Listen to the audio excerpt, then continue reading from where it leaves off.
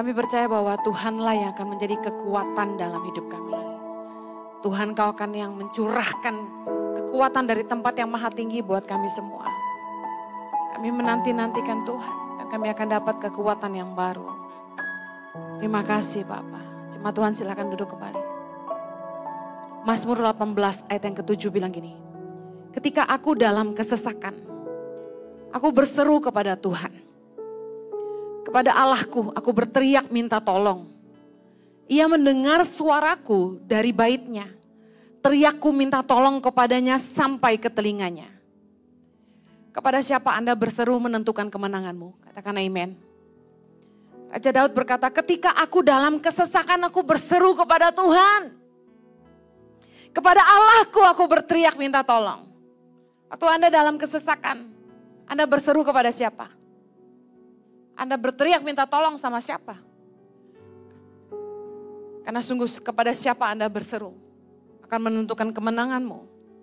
Mazmur 46 ayat yang kedua, kita baca sama-sama.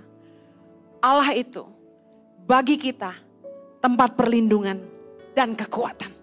Sebagai penolong dalam kesesakan sangat terbukti. Katakan amen. Waktu kita lagi penuh kesesakan, waktu kita tuh lagi susah banget. Kita tuh putus pengharapan. Mungkin kita menghadapi sakit penyakit yang kita tahu itu sangat mengerikan. Banyak hal di hidup ini yang sebenarnya saya yakin kita gak bisa ditolong sama manusia. Uang gak bisa nolong kita dan kita cuma butuh Tuhan. Amen. Saya gak tahu bagaimana orang itu bisa hidup tanpa Tuhan gitu.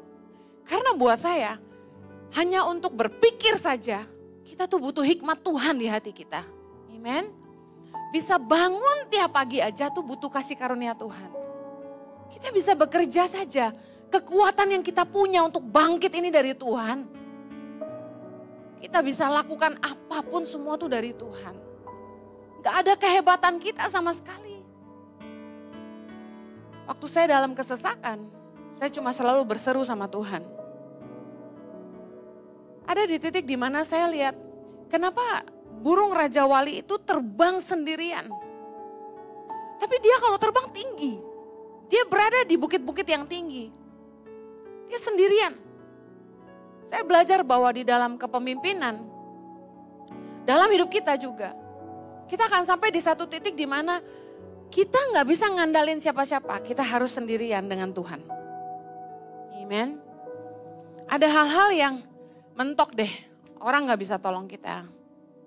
Kita cuma bisa berseru sama Tuhan. Hari-hari ini saya sedang berbeban berat karena memikirkan beberapa orang-orang dekat saya sedang sakit gitu. Ya. Pastor Jojo lagi kurang sehat, makanya gak ikut ibadah malam ini, lagi diare. Dan sebenarnya ini sudah akumulasi dari minggu lalu karena kelelahan. Diare, kemudian tadi dia paksa mau berangkat. Saya lihat wajahnya sudah pucat dan saya bilang, no, kamu gak ikut. Kamu istirahat. Saya langsung telepon kenalan kami untuk infus Pak Jojo di rumah. Lalu ada beberapa lagi yang sakit sedang dirawat ya di rumah sakit. Mungkin mereka gak happy kayak kalau saya sebut namanya, dari saya gak sebut nama ya. Jadi ada beberapa lah orang-orang dekat sedang dirawat di rumah sakit. Kemudian salah satu anak asuh saya yang saya sayang ada di rumah sakit saat ini. Besok dia atau malam ini kami lagi tunggu jadwal operasi untuk otot di lututnya yang robek harus dioperasi. Yang membuat saya sesak bukanlah hanya karena mereka sakit. Tentu kalau orang-orang yang kita sayang sakit tuh kita sedih ya. Juga ada satu staf saya, suaminya baru aja sembuh, sekarang dia lagi di rumah sakit. Nah, yang membuat saya sangat sedih dan tertekan adalah gini, kesibukan saya membuat saya tidak bisa bersama mereka gitu. Tadi pagi saya lagi siapin firman, untung salah satu jadwal dibatalkan sehingga saya punya waktu buat baca firman, untuk merenungkan firman. Saya nggak tahu dengan Anda, tapi dalam hidup saya butuh Tuhan. Setiap pagi tuh kalau saya nggak punya waktu sama Tuhan, saya stres gitu. Makanya saya nggak suka sibuk. Saya batalkan salah satu agenda tadi pagi karena saya bilang gini sama PA saya harus merenungkan firman, saya bilang. Saya nggak bisa. Akhirnya saya tinggal di rumah tadi pagi, merenung firman. Lalu siang terpaksa harus siap-siap lagi karena ada janji meeting. Urusan Yayasan Tangan Pengharapan. Tapi sambil siap-siap saya sempat breakdown. Saya bilang sama suami saya bilang gini. Mulai bulan depan,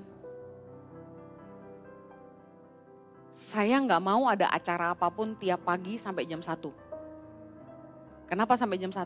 Karena setelah saya saat teduh, saya butuh olahraga untuk menjaga kesehatan saya.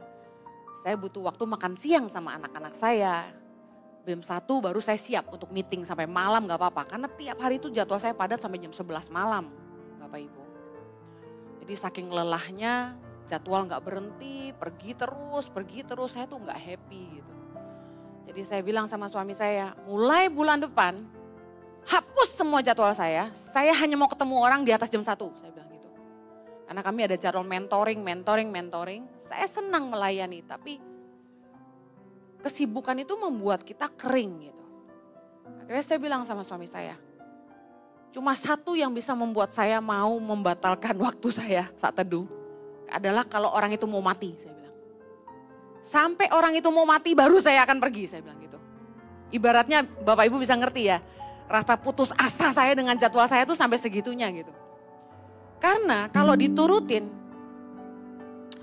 terlalu banyak orang yang mau ketemu. Dan hampir gak sanggup saya gitu. Saya sampai bilang sama suami saya, apa harus saya yang ketemu? Gak bisa. Bisa gak kasih, saya tuh gini, saya mau siapin firman Tuhan karena saya khotbah tuh seminggu 5. Boleh gak saya dikhususkan hanya merenung firman? Urusan-urusan yang lain bisa gak orang lain aja, saya bilang gitu. Gak bisa. Banyak orang yang nuntut harus ketemu Ibu Heni gitu. Waduh, kalau Anda lihat DM di IG saya, konselingnya maunya sama Ibu Heni. Menurut saya orang-orang ini terlalu berhala sih menurut saya. Anda pikir saya hebat, Anda pikir saya Tuhan. Saya enggak bisa nolong Anda, yang bisa nolong Anda tuh Tuhan. Kalau Anda dengar ibadah ini live, bahkan nanti tayangan ulang, Anda harus cari Tuhan kalau punya masalah. Anda jangan cari manusia, manusia terbatas. Gak ada manusia sakti, saya jamin gak ada manusia sakti. Cuma Tuhan yang bisa sembuhkan kamu. Hanya Tuhan yang bisa tolong kamu. Masalah pernikahanmu, masalah anak-anakmu. Tuhan yang bisa tolong kamu, bukan saya. Amen. Apalah manusia, kata firman Tuhan, cuma hembusan nafas saja. Kita cuma debu. Sebagai hamba Tuhan aja, saya bisa lelah dan saya butuh Tuhan, apalagi saudara. Amen. Saya yakin ketika Anda belajar ngandelin Tuhan dan bukan manusia, Anda akan sampai di satu titik gini. Waktu saya punya masalah, nomor 1 yang saya ingat cuma Tuhan. Cuma Tuhan. Di hidup saya ini gak ada yang saya bisa andalin. Saya kasih tahu, gak ada konglomerat. Sementara Tangan Pengharapan itu kasih makan 7.500 anak, gaji ratusan guru. Itu kalau staf udah ngomong gini, Bu Heni kita butuh ini, kita butuh itu. Itu rasanya kepala saya ini mau meledak, saudara. Belum kalau di gereja pengerja bertengkar. Orang Kristen itu ya saya bilang ya, harus punya kasih. Baru dunia bisa tahu kita murid-murid Yesus. Bagaimana orang Kristen di sana sini bertengkar, tak cocok. Pendeta, orang tua bisa berantem sama anak. Ipar bisa berantem sama adiknya gitu kan. Anak dan orang tua gak bicara, aduh sedih saya. Apa-apaan kita ini? Yuk, kita butuh Tuhan di hidup kita. Jangan pakai kekuatan manusia, kita gak mampu. Tuhan harus jadi sumber kekuatanmu. Bukan uangmu, bukan kehebatanmu. Kita nih gak mampu tanpa Tuhan. Saya akan ingatkan terus itu. Allah itu bagi kita tempat perlindungan. Tidak ada yang bisa meluputkan kita dari bahaya selain Tuhan. Tuhan itu kekuatan, penolong dalam kesesakan sangat terbukti. Katakan amin. Yeremia 17 ayat 7 berkata, diberkatilah orang yang mengandalkan Tuhan. Anda mau diberkati? Andalkan Tuhan.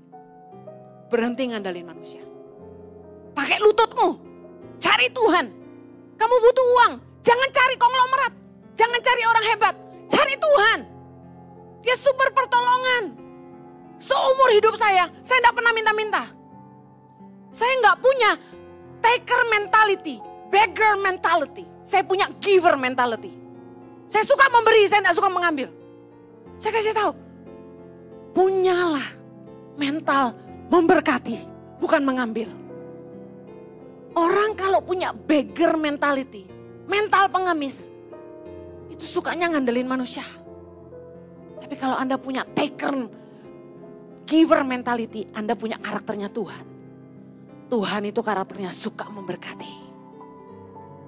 Kita akan selalu ngandelin Tuhan. Yang sanggup melimpahkan lebih dari yang kita butuhkan. Amen. Mungkin Anda bilang gini, Bu Heni, saya doa-doa berseru sama Tuhan tapi Tuhan tidak jawab. Nomor 1, sabar tunggu waktu Tuhan. Tuhan tidak selalu jawab kita instan Bapak Ibu. Kita udah doa lama tapi Tuhan tidak jawab. Sampai hari ini ada pergumulan saya yang Tuhan belum jawab. Kenapa? Kita harus sabar tunggu waktu Tuhan. Waktunya yang terbaik. Pengkhotbah 3 ayat 11 bilang, Ia membuat segala sesuatu, katakan, indah pada waktunya. Bahkan Ia memberikan kekekalan dalam hati mereka. Tetapi manusia tidak bisa menyelami pekerjaan yang dilakukan Allah dari awal sampai akhir. Kita tidak ngerti banyak hal di hidup kita ini yang kita tidak pahami. Jadi rahasia dan misterinya Tuhan. Saya sebagai hamba Tuhan tidak bisa jelasin, Bu Heni kenapa begini, Bu Heni kenapa begitu. Saya yakin gini, ada hal-hal yang tetap jadi misterinya Tuhan buat kita. Karena Dia Tuhan dan kita cuma manusia. Jangan tanya Dia, don't question Him. Why Lord, why Lord? Just learn to give thanks. Katakan terima kasih Tuhan. Aku percaya segala sesuatunya indah pada waktumu, amen. Ada orang yang kehilangan suaminya. Dihibur enggak bisa. Dikonselingin enggak bisa. Kejar saya. Pokoknya saya harus ketemu Bu Heni gitu. Kenapa harus ketemu saya? Emangnya kalau ketemu saya, dukamu bisa hilang? Lukamu bisa sembuh? Saya cuma manusia. Saya aja kadang berduka. Bagaimana saya bisa mengangkat duka Anda? Dengar baik. Kita enggak bisa ngerti jalannya Tuhan. Tapi tetap bersyukurlah. Kalau doamu belum dijawab, tetap bersyukurlah. Katakan segala satu indah pada waktu Tuhan. 1 Petrus 5 ayat 6 berkata gini. Karena itu rendahkanlah dirimu di bawah tangan Tuhan yang kuat. Supaya kamu ditinggikannya pada waktunya. Orang-orang yang cari peninggian, jangan promosi diri sendiri. Tidak guna. Kalau kamu mau ditinggikan, firman Tuhan berkata, rendahkanlah hatimu. Tak perlu promosi diri sendiri. Tuhan yang pilih, Tuhan yang angkat. Amen. Saya kasih tahu. Justru saya paling gak pernah nongol. Dari kami pelayanan tangan pengharapan dari nol. Orang gak pernah tahu saya pendirinya. Yang orang kenal suami saya. Karena yang di TV itu yang muncul suami saya. Karena suami saya ganteng dan pintar ngomong. Sementara saya nggak pede. Jadi saya yang pegang kamera. Saya rekam suami saya. Kata-katanya saya yang susun, sayang kamu ngomong gini. Dia yang ngomong. Karena dia pede sekali toh. Ganteng sekali toh. Jadi di kamera nggak pernah gagal. Orang nggak pernah tahu saya. Sampai satu hari Tuhan promosi saya. Orang bingung. Loh nggak pernah muncul kok tahu-tahu istrinya. Saya kasih tahu. Kalau Anda enggak cari peninggian untuk dirimu sendiri. Justru Tuhan promosi kamu. Yang dipandang hina sama dunia. Yang dipandang rendah. Yang dipandang enggak berarti. Itu yang Tuhan bikin berarti. Amen. Yang terakhir, kenapa doa kita enggak dijawab Tuhan? Mungkin Anda ada bilang gini, Tuhan aku sudah berseru-seru tapi Tuhan gak jawab. Bu Heni, aku udah ngandalin Tuhan tapi Tuhan gak jawab. Tadi pagi saya dapat ini.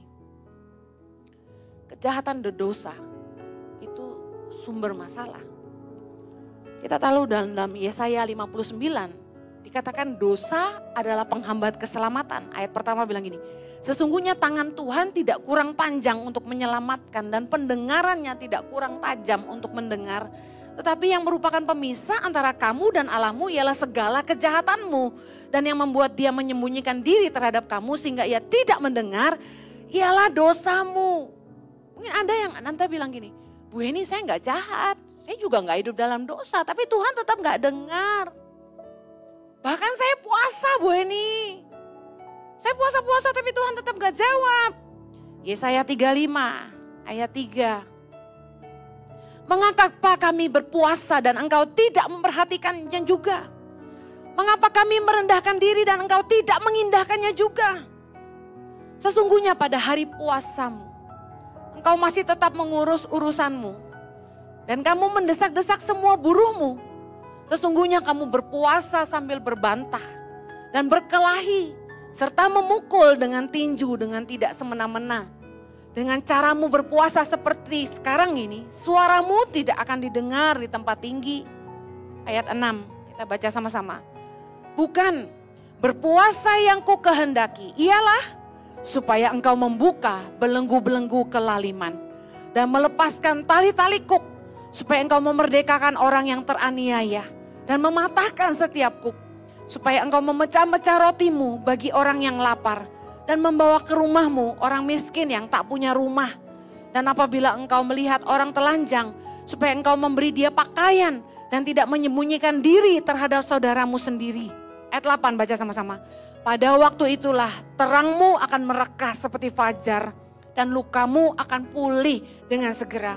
Kebenaran menjadi barisan depanmu dan kemuliaan Tuhan menjadi barisan belakangmu. Ayat 9. Pada waktu itulah engkau akan memanggil dan Tuhan akan menjawab. Amin. Engkau akan berteriak minta tolong dan ia akan berkata, ini aku. Apabila engkau tidak lagi mengenakan kuk kepada sesamamu dan tidak lagi menunjuk-nunjuk orang dengan jari dan memfitnah. Apabila engkau menyerahkan kepada orang lapar apa yang kau inginkan sendiri dan memuaskan hati orang yang tertindas, maka terangmu akan terbit dalam gelap dan kegelapanmu akan seperti rembang tengah hari. Tuhan akan menuntun engkau senantiasa dan akan memuaskan hatimu di tanah yang kering dan akan membaharui kekuatanmu. Engkau akan seperti taman yang diairi dengan baik dan seperti mata air yang tidak pernah mengecewakan. Ada yang rindu doamu dijawab Tuhan. Simple gini. Tuhan gak jawab doa kita yang pertama karena kita harus sabar tunggu waktu Tuhan. Yang kedua, coba periksa hatimu, periksa hidupmu, apakah masih ada dosa. Yang kedua, apakah jalan-jalanmu sudah benar? Anda doa buat usahamu gak jalan. Pertanyaannya, menjalankannya sudah benar belum? Tuhan gak jawab doa kita kalau kita hidup dalam dosa. Yang terakhir, Tuhan gak jawab doa kalau kamu jahat sama sesama. Kadang-kadang proses dari Tuhan dalam hidup kita simple hanya untuk mengubah hati kita. Merendahkan hati kita. Mengikis karakter kita yang buruk. Mengikis keserakahan dalam hati kita. Banyak orang-orang yang saya layani dan doakan. Dia bilang, Bu Heni, saya udah capek doa. Usaha saya gak jalan, Tuhan gak buka jalan. Malah sekarang tambah banyak masalah. Tiba-tiba dari pajak semua, periksa keuangan perusahaan saya malah harus didenda dan lain sebagainya. Saya diam dan saya renungkan dan saya dengarkan baik-baik. Simple sebenarnya. Gimana Tuhan mau tolong kamu? Kamu harus bereskan dulu bisnismu. Pajak harus bayar. Gaji pegawai enggak boleh tahan. Hutang harus dibereskan. Coba periksa apakah hidupmu merugikan orang lain. Karena waktu kita doa minta Tuhan tolong kita, ada orang lain yang berteriak karena kejahatan kita. Masih mendesak buru-buru. Masih bertengkar sama orang. Suami istri kalau lagi dalam masalah, justru harus sehati. Jangan bertengkar, jangan berkelahi. Biasa kalau nggak ada uang, malah ribut suami istri. Padahal harusnya datang sama-sama sehati doa, minta sama Tuhan, buka jalan Tuhan. Yesaya 40 ayat 29 bilang gini. Dia memberi kekuatan kepada yang lelah. Dan menambah semangat kepada yang tiada berdaya. Ayat 31 bilang gini. Orang-orang yang menanti-nantikan Tuhan mendapat kekuatan baru. Mereka seumpama raja wali yang naik terbang dengan kekuatan sayapnya. Mereka berlari tidak menjadi lesu. Mereka berjalan dan tidak menjadi lelah. Katakan amin. Dikatakan dia memberi kekuatan kepada lelah, memberi semangat kepada yang tidak berdaya. Saya ingin tanya, ada Anda yang butuh kekuatan yang baru malam hari ini? Ada Anda yang mulai lesu dan tidak berdaya dan butuh semangat yang baru, butuh api dari Tuhan? Dengar, nanti-nantikanlah Tuhan. Saya ingin akhiri. Waktu kita menanti-nantikan Tuhan, apa yang kita lakukan? Bukan diam gitu aja, bukan. Menantikan Tuhan tuh gini. Menyembah dia, lalu ambil waktu mendengar dia. Sambil mendengar dia, minta rohnya menyelidiki hatimu. Karena kadang-kadang kita tidak tahu sebenarnya salah kita di mana. Tapi Roh Kudus, saat kita menantikan dia akan kasih hikmat sama kita. Apa yang harus kita perbaiki? Sebenarnya apa yang salah? Waktu menantikan Tuhan, kita akan dapat kekuatan baru tuh waktu gini. Tuhan memberi hikmat yang menyelesaikan masalah kita. Tiba-tiba rohnya membakar roh kita. Sehingga kita punya semangat yang berapi-api lagi. Kuncinya harus punya waktu menanti-nantikan Tuhan. Berhenti dari kesibukanmu. Pagi hari atau malam hari tidak masalah. Tapi Anda harus punya waktu sama Tuhan. Nantikan dia. Kita di hidup ini tidak bisa tanpa Tuhan. Orang yang butuh Tuhan tandanya gini. Dia punya waktu untuk Tuhan.